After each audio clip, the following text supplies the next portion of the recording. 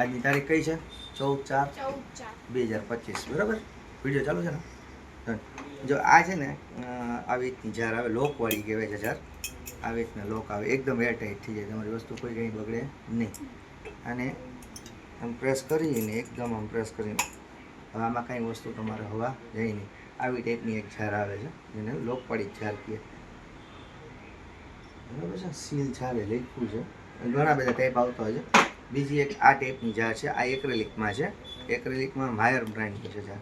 હવે આમાંનો ફંક્શનાલિટી શું છે ખબર છે? આમાં જેટલું પ્રેસ કરશું ને એટલી એમાંથી અંદરની સાઈડમાં જેટલી હવા હોય એ વેક્યુમથી બહાર નીકળી જાય. બહાર નીકળીને પછી તમે એને ટાઈટ કરી શકો. એટલે જેટલું ફૂડ તમારું ભરેલું હોય એના સિવાયની જે હવા હોય બધી બહાર નીકળી જાય. હવે આ ખબર કેમ પડશે તમને? આમાં જો અવાજ થઈ જશે, અવાજ આવ્યો તમને કરીને, એ શેનો અવાજ હતો? આમાં અંદરથી જે હવા હતી એ બધી નીકળી ગઈ. એટલે કોઈ બી તમે ફૂડ રાખ્યું હોય તો આમાં તમારે ભેજવાળી હવા હોય તો એ ભેજવાળી હવાને ઇફેક્ટ કરે નહીં, બાકીની બધી હવા બહાર નીકળી ગઈ હોય. એટલે ઓકે, એક આ છે. પછી બીજું છે આ ગોલ્ડન લીડવાળી જાર કહેવાય. આને કેક જાર બી કહે છે. વધારે પડતી બેકિંગવાળા જે આઈટમ હોય ને, જે બેકિંગ બનાવતા હોય એ લોકો આમાં કેક જાર તરીકે યુઝ કરતા હોય છે. એટલે આની ક્વોન્ટિટી માગવા આવે તો કસ્ટમર વધારે પડતી જ માગે, 200 લાવો કે 400 લાવો કે 50 લાવો, એટલે ક્વોન્ટિટી બલ્કમાં માગે. એને ઘણા લોકો કેન્ડલ લાઇટમાં બી યુઝ કરતા હોય છે. આને પોપઅપ જાર કહેવાય. આવી ટાઈપની જાર આવે પોપઅપ. આ જો તમને આવી રીતે ઉપરની સાઈડમાં લીડ આવે અને પોપઅપ ટાઈપનું કહેવાય જાર આને. આમાં પ્રિન્ટિંગ કરેલું છે અને એક બીજી છે એ નોન પ્રિન્ટેબલ છે. એટલે આ રીતની જાર પોપઅપ જારમાં બે વેરાયટી છે આપણી પાસે. આમાં સાઇઝ બધી અલગ અલગ આવતી હોય છે, એટલે એ ધ્યાનમાં રહીએ. સેકન્ડ છે આને સ્ક્વેર જાર કહેવાય. આમાં લીડ જે આવ્યું છે ઉપર સ્ટીલનું લીડ છે અને વચ્ચે એક્રેલિકનો પાર્ટ છે. આને થ્રેડ લીડ બી કહેવાય. થ્રેડ એટલે આટા ચડાવીને તમે કરી શકો. જ્યારે બીજી જાર હોય અમુક તો એ કેવી રીતની હોય? પૂસવાળી હોય. પૂસવાળી જાર અલગ આવે. જેમ કે આ પૂસવાળી લીડ છે પૂસવાળી. આ 100% ગ્લાસ જ છે અને વચ્ચે સિલિકોન રાખેલું છે, રબર નથી અહીંયા. આ તમને ધ્યાનમાં રહીએ. અને ઉપરનું લીડ છે એ ગ્લાસનું લીડ છે આમાં. ઓકે, બીજી છે આ મેગ્નિફાઈંગ ગ્લાસવાળી જાર છે. આમાં તો કોઈ બી વસ્તુ ઝીણી ભરી હોય તો ઉંમરલાયકવાળા વ્યક્તિ હોય કે અધરવાઇઝ જે લોકોને તકલીફ હોય કે ભાઈ આમાં શું ભરેલું છે ખબર ન પડતી હોય તો એને ઝૂમ કરીને દેખાડે. આપણે કેમ કેમેરામાં ઝૂમ કરીએ એવી રીતના સેમ વસ્તુ છે. તમે આમાં લવિંગ ભર્યું હોય ને તો લવિંગ અવડું મોટું દેખાય તમને, એટલે તમને તરત ખબર પડી હો આમાં લવિંગ ભરેલા છે. અને આ વધારે પડતી જાર ક્યાં યુઝ થાય? આમ ઉપરની સાઈડમાં ન થાય. ક્યાં થાય? એટલે તમે માની લો કે ખેંચવાનું ખાનું હોય ને એવામાં થાય. ખેંચો ત્યારે એટલે તમને તરત આમ દેખાય આવે, એમાં વધારે પડતું યુઝ કરી શકે. હા, એવું નથી ઉપરની સાઈડમાં રાખ્યું હોય અહીંથી, આ તમારો સ્ટોરેજ કબાટ હોય તો તમે એમાં ઉપર રાખ્યું હોય તો તમે લઈ શકો, પછી આમ જોઈ શકો. એવું નથી કે ન થઈ શકે, પણ વધારે ખેંચવાવાળા ખાનામાં વધારે ડ્યુરેબલ છે. પછી જે આ એ ટાઈપનો એક નવો કન્સેપ્ટ આવે છે, વ્હાઇટ ગોલ્ડમાં છે. આને 3 ફીચર્સ છે. આમાં તમે આને પ્રેસ કરશો ને એટલે હવા નીકળી જશે. એર ટાઈટ જ છે સેમ વસ્તુ. બીજું કે નીચેની સાઈડમાં ટ્રાન્સપરન્ટ વસ્તુ આપી જાય, એટલે તમને ખબર પડે કે ઓહો અહીંયા લગીને હવે વસ્તુ પહોંચી ગઈ છે તમારી મસાલા કે કોઈ બી વસ્તુ, તો તમને આઈડિયા આવે કે હવે મારે આ વસ્તુ લેવાની છે, પરચેસ કરવાની છે. અધરવાઇઝ ખાલી થઈ જશે. બાકી અહીંયા જ લગીને તમને એ વસ્તુ હિડન રહે. ઓકે, આમાં હજી એક બીજી ફંક્શનાલિટી આવે છે. એ જ્યારે ઉતારીને ઉપરથી એટલે ખબર પડી જાય. હા, ઉપરથી ઉતારી જાય સ્ક્વેરની જાર. પછી આ જે જાર છે એ આમાં પૂરેપૂરું સ્ટીલ લીડ આપેલું છે. સ્ક્વેર જારનો બેનિફિટ શું ખબર છે? એકબીજાની બાજુમાં તમે રાખી દો ને તો ટચ થઈને રહીએ, એટલે વચ્ચેની જગ્યા એમને પૂરે છે તમારે. એટલે જ્યાં રાઉન્ડમાં શું થાય કે થોડી ઘણી જો જગ્યા રહેશે. આ જો વચ્ચેની જગ્યા રહી. રાઉન્ડ જાર તમે એકબીજાની બાજુમાં મૂકશો ને આ તકલીફ થાય. જગ્યા થોડીક વધારે રોકે, માઇનોર એવી સ્પેસીસ. પ્લસ તમારે કાઢવામાં થોડીક તકલીફ થાય, આમથી આમ કરીને કાઢવું પડે. જ્યાં સ્ક્વેરમાં શું છે કે એવો વાંધો આવતો નથી. આ એક પછી કે આ ફૂલ સ્ટીલ લીડ છે બે જારમાં. આ રાઉન્ડ શેપમાં છે. પછી અમુક રેક્ટેંગલ શેપમાં આવતી હોય. કેપેસિટી બધી ml લખેલી આવશે. કોઈ પણ જારમાં છે ને એવું નહીં લખેલું કે આટલા કેજી. કે શું છે, ચોખાના દાણા હોય કે મગ હોય કે કાજુ, તમે કાજુ ભરો તો કાજુનો આડાવડો શેપ હોય, તો કાજુ તમે કેટલા કિલો ભરાય ખબર ન પડે.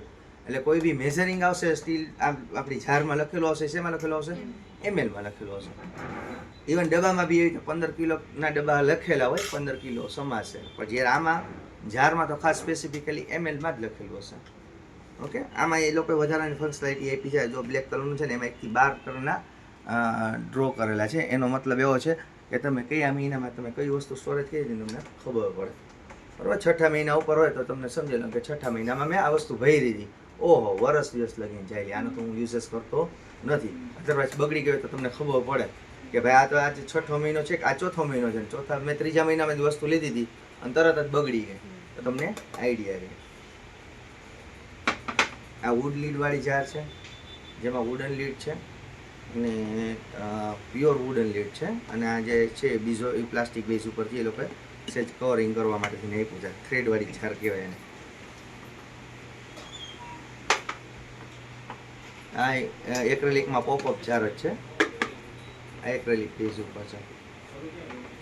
હવે છે સ્ટેકેબલ જાર કહેવાય. સ્ટેકેબલ જાર એટલે શું? એક ઉપર એક રહી જાય, તમારી જગ્યા ઓછી રોકે. બીજું તમારે વસ્તુ પાછળની કાઢવી હોય તો આગળની વસ્તુ જે પડી હોય બેણી તો એ તમે આગળ આમ રાખી દો એટલે તમે પાછળની વસ્તુ બી કાઢી શકો. બીજી વસ્તુ કે બધાના સેલ્ફ આડાવડા હોય ફર્નિચરના, બધાના સેલ્ફ એક સરખા ન હોય, તો તમારે જેવડી જાર જોતી હોય એવડી તમે જારનો યુઝેસ કરી શકો. બરાબર છે. એટલે આ સ્ટેક થઈ જાય એટલે તમારે ફૂલ જગ્યા યુઝ કરવી તો યુટિલાઇઝ કરી શકો. એની પોસિબિલિટીઝ છે. પછી બધાની સાઇઝ અલગ અલગ હોય, જારની સાઇઝ અલગ અલગ હોય તો થોડી ઘણી જગ્યા રહે. આને વુડન જાર કહે છે. નાનકડી એવી જાર આવે છે બધી. આમાં તમે કેસર છે, ઇલાયચી છે, એવી ટાઈપની વસ્તુ ભરીને તમે ફ્રીજમાં બી રાખી શકો. આ બધી ફેન્સી જાર કહેવાય કે જે આમ ટેબલ ઉપર પડી હોય આચારમાં ને એમાં રાખવામાં તો સારું લાગે, દેખાવમાં રૂપ પકડી રાખે.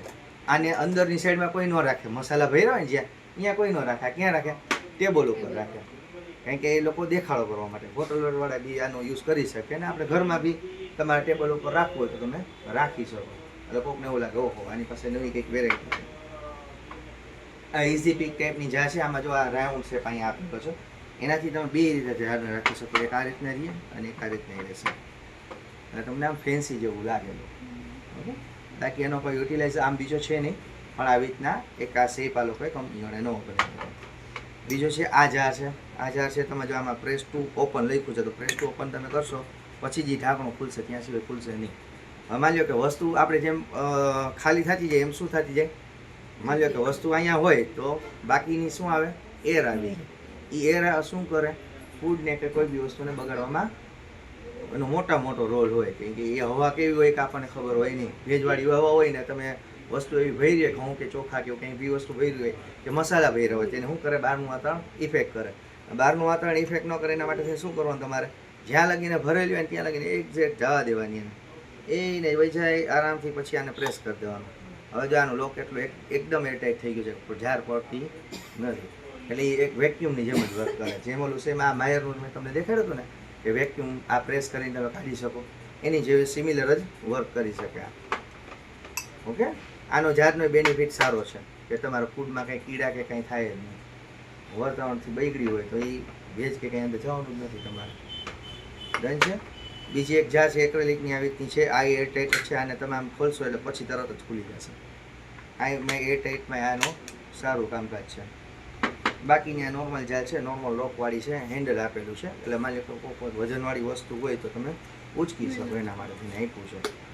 એટલે પર્પસ કઈ રીતનો છે એની પર છે. ઘી ભર્યું હોય આમાં તમારે તો ઘી ભરવામાં ઉચકવામાં તમારે કામ લાગે.